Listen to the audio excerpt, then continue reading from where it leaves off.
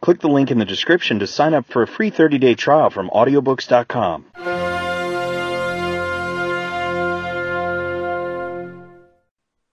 Stories from the Arabian Nights by Laurence Housman. Ali Baba and the 40 Thieves. In a town in Persia lived two brothers named Cassim and Ali Baba, between whom their father at his death had left what little property he possessed equally divided. Cassim, however, having married the heiress of a rich merchant, became soon after his marriage the owner of a fine shop, together with several pieces of land, and was in consequence, through no effort of his own, the most considerable merchant in the town. Ali Baba, on the other hand, was married to one as poor as himself, and having no other means of gaining a livelihood, he used to go every day into the forest to cut wood, and lading therewith the 3 asses which were his sole stock in trade, would then hawk it about the streets for sale. One day, while he was at work within the skirts of the forest, Ali Baba saw, advancing towards him across the open, a large company of horsemen, and fearing from their appearance that they might be robbers, he left his asses to their own devices and sought safety for himself in the lower branches of a large tree which grew in the close overshadowing of a precipitous rock. Almost immediately it became evident that this very rock was the goal toward which the troop was bound, for having arrived, they alighted instantly from their horses, and took down each man of them a sack which seemed by its weight and form to be filled with gold. There could no longer be any doubt that they were robbers. Ali Baba counted 40 of them. Just as he had done so, the one nearest to him, who seemed to be their chief, advanced toward the rock, and in a low but distinct voice uttered the 2 words, "Open, Sesame." Immediately the rock opened like a door, the captain and his men passed in, and the rock closed behind them. For a long while Ali Baba waited, not daring to descend from his hiding place, lest they should come out and catch him in the act. But at last, when the waiting had grown almost unbearable, his patience was rewarded. The door in the rock opened, and out came the 40 men, their captain leading them. When the last of them was through, "Shut, Sesame," said the captain, and immediately the face of the rock closed together as before, and then they all mounted their horses and rode away. As soon as he felt sure they were not returning, Ali Baba came down from the tree and made his way at once to that part of the rock where he had seen the captain and his men enter. And there, at the word "Open, Sesame," a door suddenly revealed itself and opened. Ali Baba had expected to find a dark and gloomy cavern. Great was his astonishment, therefore, when he perceived a spacious and vaulted chamber, lighted from above through a fissure in the rock, and there, spread out before him, lay treasures in profusion, bales of merchandise, silks, carpets, brocades, and above all gold and silver, lying in loose heaps or in sacks, piled one upon the other. He did not take long to consider what he should do.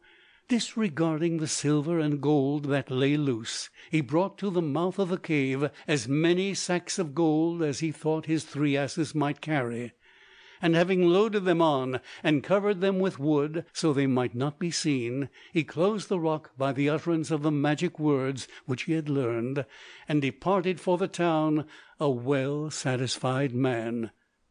When he got home he drove his asses into a small court, and shutting the gates carefully, he took off the wood that covered the bags and carried them in to his wife. She, discovering them to be full of gold, feared that her husband had stolen them, and began sorrowfully to reproach him. But Ali Baba soon put her mind at rest on that score, and having poured all the gold into a great heap upon the floor, he sat down at her side to consider how well it looked. Soon his wife, poor careful body, must needs begin counting it over piece by piece. Ali Baba let her go on for a while, but before long the sight set him laughing. "Wife," said he, "you will never make an end of it that way. The best thing to do is to dig a hole and bury it. Then we shall be sure that it's not slipping through our fingers." "That will do well enough," said his wife, "but it would be better first to have the measure of it. So while you dig the hole, I will go round to Cassim's and borrow a measure small enough to give us an exact reckoning." "Do as you will," answered her husband, "but see that you keep the thing secret." Off went Ali Baba's wife to her brother-in-law's house. Cassim was from home, so she begged of his wife the loan of a small measure, naming for choice the smallest. This set the sister-in-law wondering. Knowing Ali Baba's poverty, she was all the more curious to find out for what kind of grain so small a measure could be needed. So before bringing it, she covered all the bottom with lard, and giving it to Ali Baba's wife, told her to be sure and be quick in returning it. The other, promising to restore it punctually, made haste to get home, and there finding the hole dug for its reception, she started to measure the money into it. First she set the measure upon the heap, and then she filled it, and then she carried it to the hole, and so she continued till the last measure was counted. Then, leaving Ali Baba to finish the burying, she carried back the measure with all haste to her sister-in-law, returning thanks for the loan. No sooner was her back turned than Cassim's wife looked at the bottom of the measure, and there, to her astonishment, she saw sticking to the lard a gold coin. "What!" she cried, her heart filled with envy. "Is Ali Baba so rich that he needs a measure for his gold? Where, then, I would know, has the miserable wretch obtained it?" She waited with impatience for her husband's return, and as soon as he came in she began to jeer at him. "You think yourself rich," said she, "but Ali Baba is richer. You count your gold by the piece, but Ali Baba does not count, he measures it. In comparison to Ali Baba we are but grubs and groundlings." Having thus riddled him to the top of her bent in order to provoke his curiosity, she told him the story of the borrowed measure, of her own stratagem, and of its result. Cassim, instead of being pleased at Ali Baba's sudden prosperity, grew furiously jealous. Not a wink could he sleep all night for thinking of it. The next morning before sunrise he went to his brother's house. "Ali Baba," said he, "what do you mean by pretending to be poor, when all the time you are scooping up gold by the quart?" "Brother," said Ali Baba, "explain your meaning." "My meaning shall be plain," cried Cassim, displaying the tell-tale coin. "How many more pieces have you like this that my wife found sticking to the bottom of the measure yesterday?" Ali Baba, perceiving that the intervention of wives has made further concealment useless, told his brother the true facts of the case, and offered him, as an inducement for keeping the secret, an equal share of the treasure. "Oh, that is the least that I have the right to expect," answered Cassim haughtily. "It is further necessary that you should tell me exactly where the treasure lies, that I may, if need be, test the truth of your story. Otherwise I shall find it my duty to denounce you to the authorities." Ali Baba, having a clear conscience, had little fear of Cassim's threats. Out of pure good nature he gave him all the information he desired, not forgetting to instruct him in the words which would give him free passage into the cave and out again. Cassim, who had thus secured all he had come for, lost no time in putting his project into execution. Intent on possessing himself of all the treasures which yet remained, he set off the next morning before daybreak, taking with him 10 mules laden with empty crates. Arrived before the cave, he recalled the words which his brother had taught him. No sooner was "Open, Sesame" said than the door in the rock lay wide open for him to pass through, and when he had entered it shut again.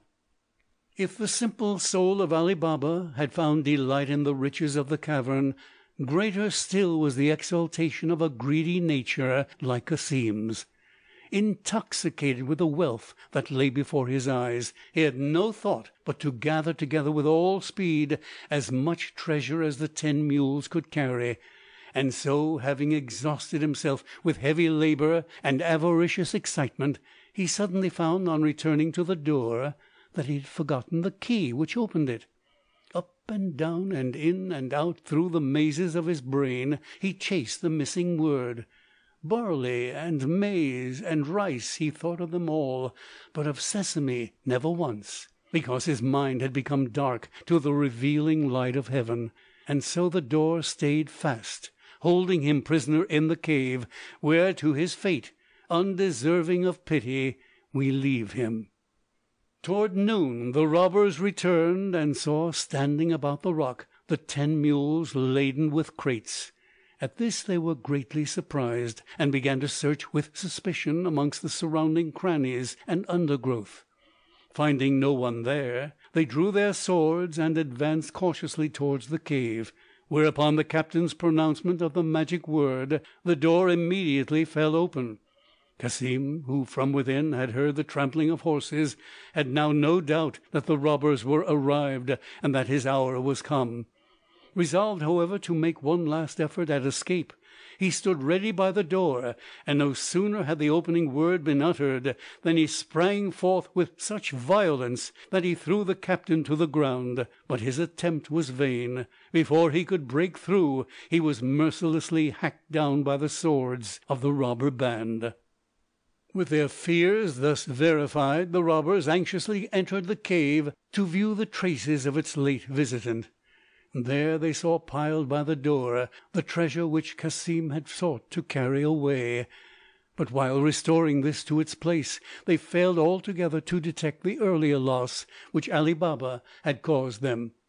Reckoning, however, that as one had discovered the secret of entry, others also might know of it, they determined to leave an example for any who might venture thither on a similar errand, and having quartered the body of Cassim, they disposed it at the entrance in a manner most calculated to strike horror into the heart of the beholder. Then, closing the door of the cave, they rode away in the search of fresh exploits and plunder. Meanwhile Cassim's wife had grown very uneasy at her husband's prolonged absence, and at nightfall, unable to endure further suspense, she ran to Ali Baba, and telling him of his brother's secret expedition, entreated him to go out instantly in search of him. Ali Baba had too kind a heart to refuse or delay comfort to her affliction. Taking with him his 3 asses, he set out immediately for the forest, and as the road was familiar to him, he had soon found his way to the door of the cave. When he saw there the traces of blood, he became filled with misgiving. But no sooner had he entered than his worst fears were realized. Nevertheless, brotherly piety gave him courage. Gathering together the severed remains, and wrapping them about with all possible decency, he laid them upon one of the asses, and then, bethinking him that he deserved some payment for his pains, he loaded the 2 remaining asses with sacks of gold, and covering them with wood as on the first occasion, made his way back to the town while it was yet early. Leaving his wife to dispose of the treasure borne by the 2 asses, he led the third to his sister-in-law's house, and knocking quietly so that none of the neighbours might hear, was presently admitted by Morgiana, a female slave whose intelligence and discretion had long been known to him. "Morgiana," said he, "there's trouble on the back of that ass. Can you keep a secret?" And Morgiana's nod satisfied him better than any oath. "Well," said he, "your master's body lies there waiting to be pieced, and our business now is to bury him honourably, as though he had died a natural death. Go and tell your mistress that I want to speak to her." Morgiana went in to her mistress, and returning presently, bade Ali Baba enter. Then, leaving him to break to his sister-in-law the news and the sad circumstances of his brother's death, she, with her plan already formed, hastened forth and knocked at the door of the nearest apothecary. As soon as he opened to her, she required of him in trembling agitation certain pilules efficacious against grave disorders, declaring in answer to his questions that her master had been taken suddenly ill, and with these she returned home, and her plan of concealment having been explained and agreed upon much to the satisfaction of Ali Baba, she went forth the next morning to the same apothecary. and with tears in her eyes besought him to supply her in haste with a certain drug that is given to sick people only in the last extremity. Meanwhile the rumour of Cassim's sickness had got abroad. Ali Baba and his wife had been seen coming and going, while Morgiana, by her ceaseless activity, had made the 2 days' pretended illness seem like a fortnight. So when a sound of wailing arose within the house, all the neighbours concluded without further question that Cassim had died a natural and honourable death. But Morgiana had now a still more difficult task to perform, it being necessary for the obsequies that the body should be made in some way presentable. So at a very early hour the next morning she went to the shop of a certain merry old cobbler, Baba Mustapha by name, who lived on the other side of the town. Showing him a piece of gold, she inquired whether he were ready to earn it by exercising his craft in implicit obedience to her instructions. And when Baba Mustapha sought to know the terms, "First," said she, "you must come with your eyes bandaged. Secondly, you must sew what I put before you without asking questions. And thirdly, when you return you must tell nobody." Mustapha, who had a lively curiosity into other folks' affairs, boggled for a time at the bandaging, and doubted much of his ability to refrain from question. But having on these considerations secured the doubling of his fee, he promised secrecy readily enough, and taking his cobbler's tackle in hand, submitted himself to Morgiana's guidance and set forth. This way and that she led him blindfold, till she had brought him to the house of her deceased master. Then, uncovering his eyes in the presence of the dismembered corpse, she bade him get out thread and wax and join the pieces together. Baba Mustapha plied his task according to the compact, asking no question. When he had done, Morgiana again bandaged his eyes and led him home, and giving him a third piece of gold, the more to satisfy him, she bade him good day and departed. So in seemliness and without scandal of any kind were the obsequies of the murdered Cassim performed. And when all was ended, seeing that his widow was desolate and his house in need of a protector, Ali Baba, with brotherly piety, took both the one and the other into his care, marrying his sister-in-law according to Moslem rule, and removing with all his goods and newly acquired treasure to the house which had been his brother's. And having also acquired the shop where Cassim had done business, he put into it his own son, who had already served an apprenticeship to the trade. And so, with his fortune well established, let us now leave Ali Baba and return to the robbers' cave. Thither at the appointed time came the 40 robbers, bearing in hand fresh booty, and great was their consternation to discover that not only had the body of Cassim been removed, but a good many sacks of gold as well. It was no wonder that this should trouble them, for as long as anyone could command secret access, the cave was useless as a depository for their wealth. The question was, what could they do to put an end to their present insecurity? After long debate it was agreed that one of their number should go into the town disguised as a traveller, and there, mixing with the common people, learn from their report whether there had been recently any case in their midst of a sudden prosperity or sudden death. If such a thing could be discovered, then they made sure of tracking the evil to its source and imposing a remedy. Although the penalty for failure was death, one of the robbers at once boldly offered himself for the venture, and having transformed himself by disguise, and received the wise counsels and commendations of his fellows, he set out for the town. Arriving at dawn, he began to walk up and down the streets and watch the early stirring of its inhabitants, and so before long he drew up at the door of Baba Mustapha, who, though old, was already seated at work upon his cobbler's bench. The robber accosted him. "I wonder," said he, "to see a man of your age at work so early. Does not so dull a light strain your eyes?" "Not so much as you might think," answered Baba Mustapha. Why, it was but the other day that at this same hour I saw well enough to stitch up a dead body in a place where it was certainly no lighter." "Stitch up a dead body!" cried the robber in pretended amazement, concealing his joy at this sudden intelligence. "Surely you mean in its winding sheet, for how else can a dead body be stitched?" "No, no," said Mustapha. "What I say I mean, but as it is a secret I can tell you no more." The robber drew out a piece of gold. "Come," said he, "tell me nothing you do not care to, only show me the house where lay the body that you stitched." Baba Mustapha eyed the gold longingly. "Would that I could," he replied, "but alas, I went to it blindfold."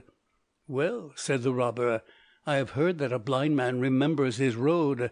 Perhaps, though seeing you might lose it blindfold, you might find it again." Tempted by the offer of a second piece of gold, Baba Mustapha was soon persuaded to make the attempt. "It was here that I started," said he, showing the spot, "and I turned as you see me now." The robber then put a bandage over his eyes and walked beside him through the streets, partly guiding and partly being led, till of his own accord Baba Mustapha stopped. "It was here," said he, "the door by which I went in should now lie to the right." And he had in fact come exactly opposite to the house which had once been Cassim's, where Ali Baba now dwelt.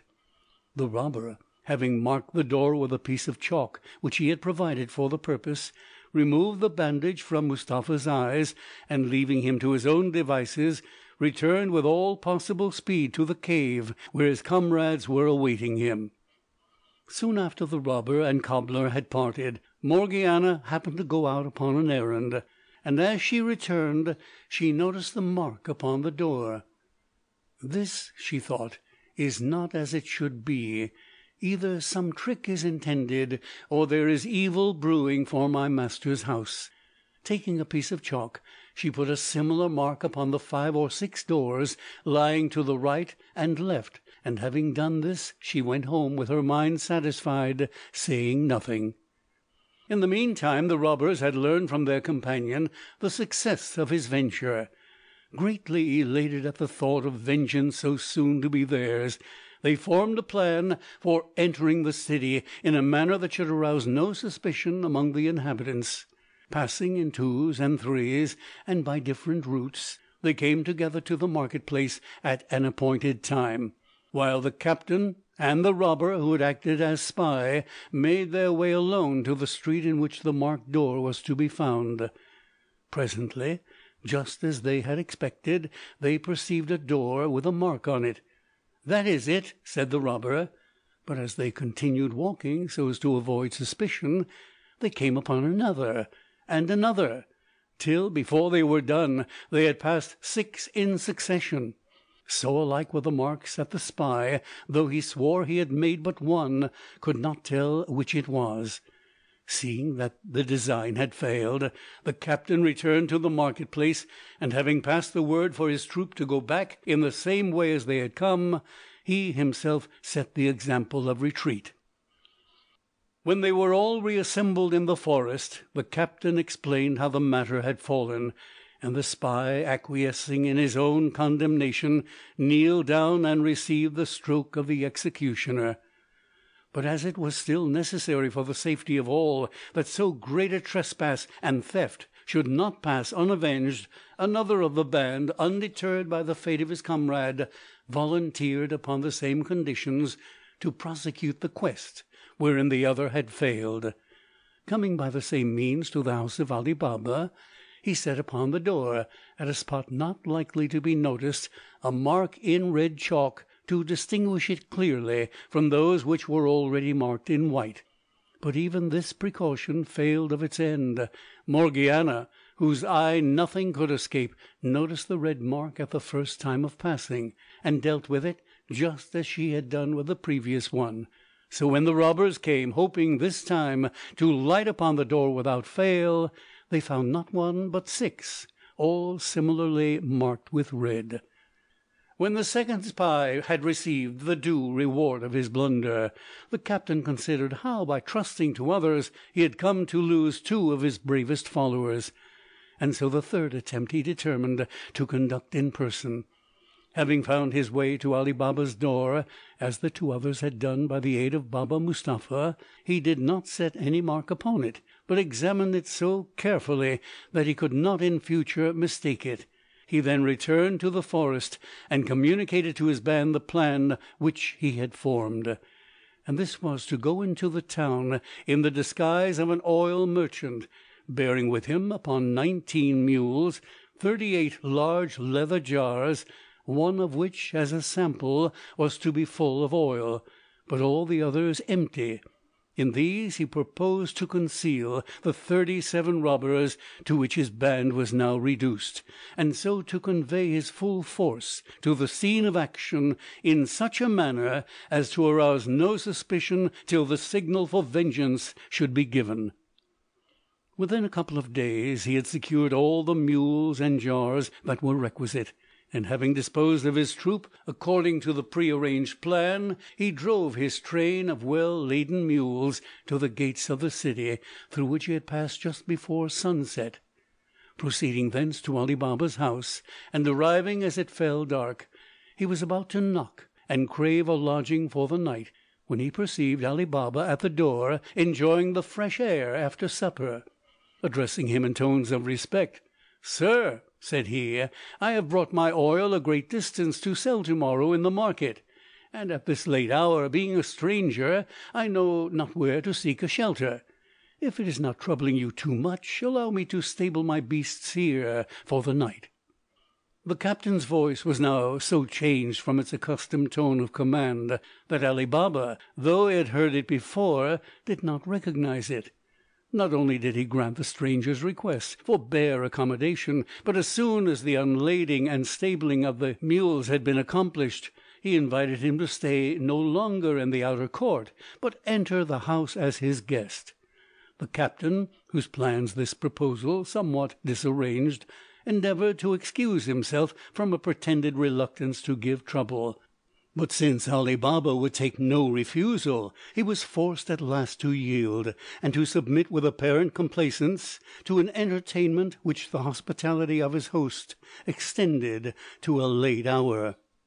When they were about to retire for the night, Ali Baba went into the kitchen to speak to Morgiana, and the captain of the robbers, on the pretext of going to look after his mules, slipped out into the yard where the oil jars were standing in line. Passing from jar to jar, he whispered into each, "When you hear a handful of pebbles fall from the window of the chamber where I am lodged, then cut your way out of the jar and make ready, for the time will have come." He then returned to the house, where Morgiana came with a light and conducted him to his chamber. Now Ali Baba, before going to bed, had said to Morgiana, "To-morrow at dawn I am going to the baths. Let my bathing linen be put ready, and see that the cook has some good broth prepared for me against my return." Having therefore led the guest up to his chamber, Morgiana returned to the kitchen and ordered Abdallah, the cook, to put on the pot for the broth. Suddenly, while she was skimming it, the lamp went out, and on searching she found there was no more oil in the house. At so late an hour no shop would be open, and yet somehow the broth had to be made, and that could not be done without a light. "As for that," said Abdallah, seeing her perplexity, "why trouble yourself? There is plenty of oil out in the yard." "Why, to be sure," said Morgiana, and sending Abdallah to bed, so that he might be up in time to wake his master on the morrow, she took the oil can herself and went out into the court. As she approached the jar which stood nearest, she heard a voice within say, "Is it time?" To one of Morgiana's intelligence, an oil jar that spoke was an object of even more suspicion than a chalk mark on a door, and in an instant she apprehended what danger for her master and his family might lie concealed around her. Understanding well enough that an oil jar which asked a question required an answer, she replied quick as thought, and without the least sign of perturbation. "Not yet, but presently." And thus she passed from jar to jar, 37 in all, giving the same answer, till she came to the one which contained the oil. The situation was now clear to her. Aware of the source from which her master had acquired his wealth, she guessed at once that in extending shelter to the oil merchant, Ali Baba had in fact admitted to his house the robber captain and his band. On the instant her resolution was formed. Having filled the oil can, she returned to the kitchen, and there she lighted the lamp, and then, taking a large kettle, went back once more to the jar which contained the oil. Filling the kettle, she carried it back to the kitchen, and putting under it a great fire of wood, had soon brought it to the boil. And then, taking it in hand once more, she went out into the yard, and poured into each jar in turn a sufficient quantity of the boiling oil to scald its occupant to death. She then returned to the kitchen, and having made Ali Baba's broth, put out the fire, blew out the lamp, and sat down by the window to watch. Before long the captain of the robbers awoke from the short sleep which he had allowed himself, and finding that all was silent in the house, he rose softly and opened the window. Below stood the oil jars. Gently into their midst he threw the handful of pebbles agreed on as a signal, but from the oil jars came no answer. He threw a second and a third time, yet though he could hear the pebbles falling among the jars, there followed only the silence of the dead. Wondering whether his band had fled, leaving him in the lurch, or whether they were all asleep, he grew uneasy, and descending in haste, made his way into the court.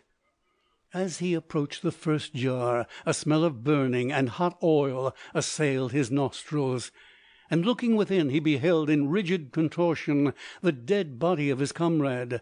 In every jar the same sight presented itself, till he came to the one which had contained the oil. There, in what was missing, the means and manner of his companion's death were made clear to him. Aghast at the discovery, and awake to the danger that now threatened him, he did not delay an instant, but forcing the garden gate, and thence climbing from wall to wall, he made his escape out of the city. When Morgiana, who had remained all this time on the watch, was assured of his final departure, she put her master's bath linen ready, and went to bed, well satisfied with her day's work. The next morning Ali Baba, awakened by his slave, went to the baths before daybreak. On his return he was greatly surprised to find that the merchant was gone, leaving his mules and oil jars behind him. He inquired of Morgiana the reason. "You will find the reason," said she, "if you look into the first jar you come to." Ali Baba did so, and seeing a man, started back with a cry. "Do not be afraid," said Morgiana. "He is dead and harmless, and so are all the others whom you will find if you look further." And so Ali Baba went from one jar to another, finding always the same sight of horror within.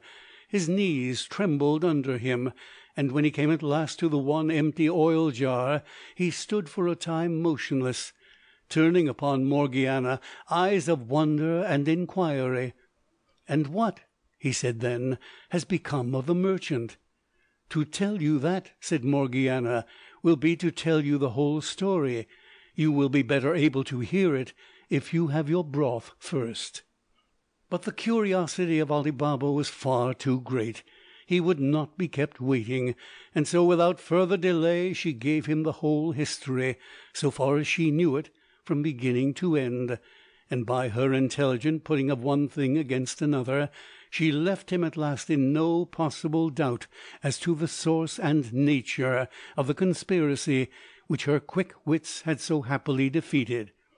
"And now, dear master," she said in conclusion, "continue to be on your guard, for though all these are dead, one remains alive, and he, if I mistake not, is the captain of the band, and for that reason the more formidable and the more likely to cherish the hope of vengeance." When Morgiana had done speaking, Ali Baba clearly perceived that he owed to her not merely the protection of his property, but life itself. His heart was full of gratitude. "Do not doubt," he said, "that before I die I will reward you as you deserve, and as an immediate proof, from this moment I give you your liberty." This token of his approval filled Morgiana's heart with delight. But she had no intention of leaving so kind a master, even had she been sure that all danger was now over. The immediate question which now presented itself was how to dispose of the bodies. Luckily, at the far end of the garden stood a thick grove of trees, and under these Ali Baba was able to dig a large trench without attracting the notice of his neighbours. Here the remains of the 37 robbers were laid side by side. The trench was filled again, and the ground made level. As for the mules, since Ali Baba had no use for them, he sent them, one or two at a time, to the market to be sold. Meanwhile the robber captain had fled back to the forest.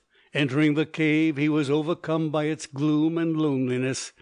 "Alas!" he cried, "my comrades, partners in my adventures, sharers of my fortune, how shall I endure to live without you? Why did I lead you to a fate where valor was of no avail, and where death turned you into objects of ridicule? Surely, had you died sword in hand, my sorrow had been less bitter. And now what remains for me but to take vengeance for your death, and to prove, by achieving it without aid, that I was worthy to be the captain of such a band?" Thus resolved, at an early hour the next day he assumed a disguise suitable to his purpose, and going to the town, took lodging in a khan. Entering into conversation with his host, he inquired whether anything of interest had happened recently in the town. But the other, though full of gossip, had nothing to tell him concerning the matter in which he was most interested. For Ali Baba, having to conceal from all the source of his wealth, had also to be silent as to the dangers in which it involved him. The captain then inquired where there was a shop for hire, and hearing of one that suited him, he came to terms with the owner, and before long had furnished it with all kinds of rich stuffs and carpets and jewellery, which he brought by degrees with great secrecy from the cave. Now this shop happened to be opposite to that which had belonged to Cassim, and was now occupied by the son of Ali Baba. So before long the son and the newcomer, who had assumed the name of Cogia Houssain, became acquainted, and as the youth had good looks, kind manners, and a sociable disposition, it was not long before the acquaintance became intimate. Cogia Houssain did all he could to seal the pretended friendship, the more so as it had not taken him long to discover how the young man and Ali Baba were related, and so, plying him constantly with small presents and acts of hospitality, he forced on him the obligation of making some return. Ali Baba's son, however, had not at his lodging sufficient accommodation for entertainment. He therefore told his father of the difficulty in which Cogia Houssain's favours had placed him, and Ali Baba with great willingness at once offered to arrange matters. "My son," said he, "to-morrow being a holiday, all shops will be closed. Then do you, after dinner, invite Cogia Houssain to walk with you, and as you return, bring him this way and beg him to come in. That will be better than a formal invitation, and Morgiana shall have a supper prepared for you." This proposal was exactly what Ali Baba's son could have wished, and so on the morrow he brought Cogia Houssain to the door as if by accident, and stopping, invited him to enter. Cogia Houssain, who saw his object thus suddenly attained, began by showing pretended reluctance, but Ali Baba himself, coming to the door, pressed him in the most kindly manner to enter, and before long had conducted him to the table where food stood prepared. But there an unlooked for difficulty arose. Wicked though he might be, the robber captain was not so impious as to eat the salt of the man he intended to kill.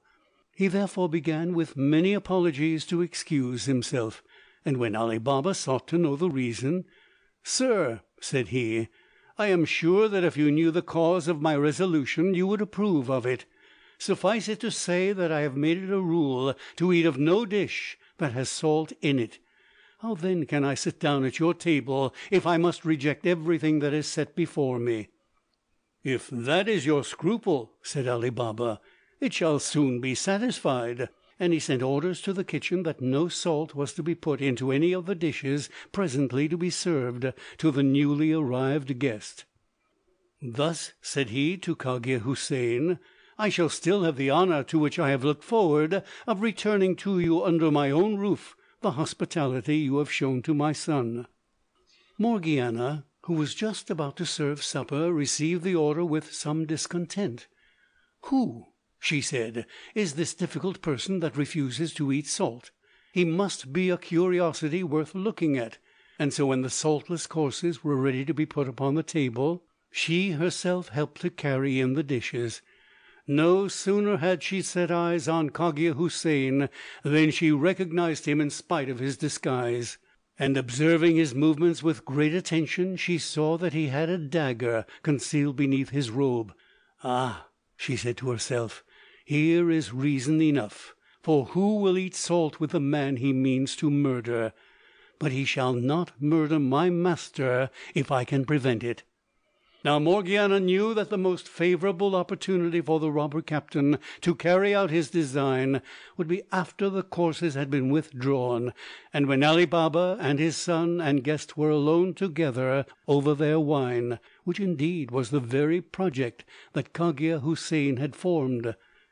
Going forth, therefore, in haste, she dressed herself as a dancer, assuming the headdress and mask suitable for the character, and then she fastened a silver girdle about her waist, and hung upon it a dagger of the same material.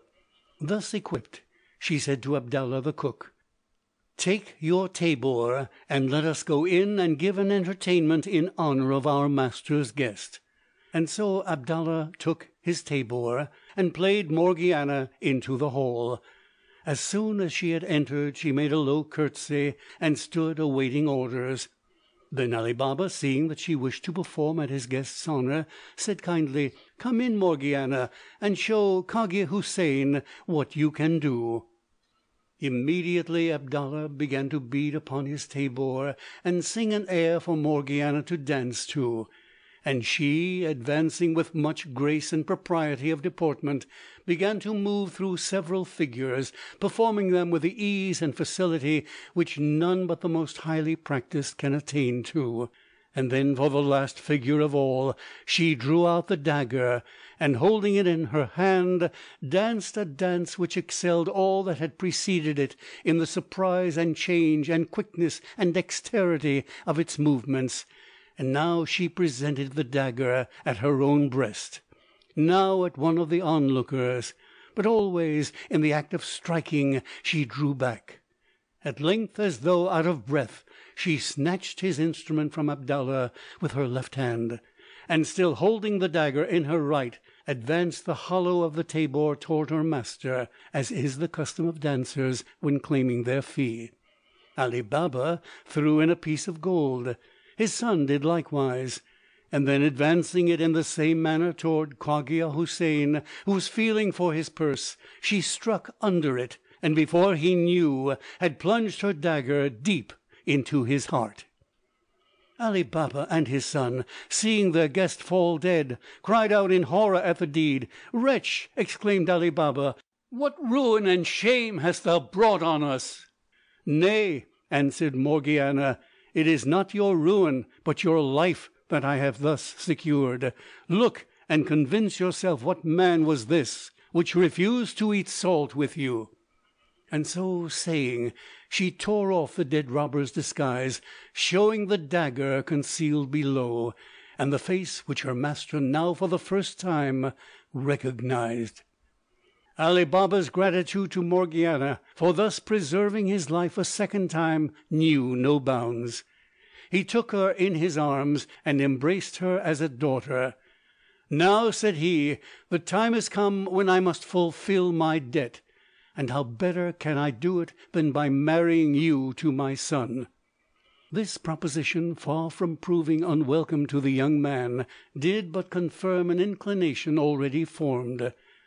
A few days later the nuptials were celebrated with great joy and solemnity, and the union thus auspiciously commenced was productive of as much happiness as lies within the power of mortals to secure. As for the robbers' cave, it remained the secret possession of Ali Baba and his posterity, and using their good fortune with equity and moderation, they rose to high office in the city and were held in great honor by all who knew them. End of Ali Baba and the 40 Thieves.